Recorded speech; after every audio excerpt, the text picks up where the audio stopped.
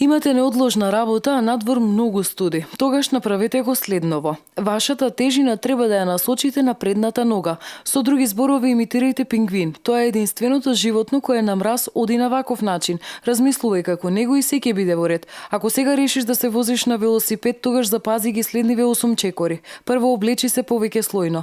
Покри ги нозете со повеќе пара панталони. Не вози брзо и постави зимски гуми со пошироки крампони.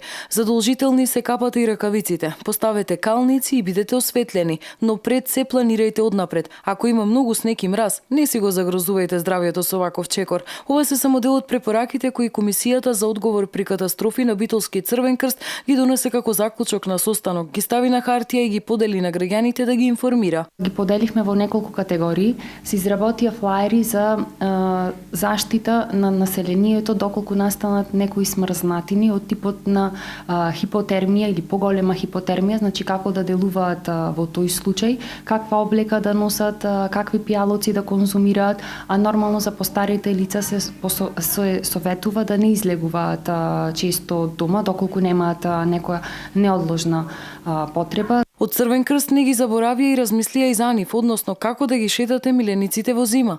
Како тие да бидат згрижени кога имаме студен бран, што се треба тие кои што ги чуваат милениците дома да набават од опрема за своите миленичиња. Нормално беа изработени специјални флаери за тоа како лицата, односно граѓаните, кога ќе имаме смрзнатини да се движат, бидејќи е многу битно да знаат како да се движат доколку имаат потреба да го напуштат својот дом со цел да не настане некоја несакана скршеница или некоја потешка повреда. Најпрвен вие облечете се, ставете му блуза на кучето, обезбедете му ги шепите со патичиња за кучиња, шитајте го на фиксно ремче, користете појас околу предните нозе, бидете сигурни дека облеката на кучето е сува, избегнувајте замрзнати води, а кога ќе се вратите дома, избришете му ги шепите бидејќи надвор се фрла сол и хемикалии за топење на снегот.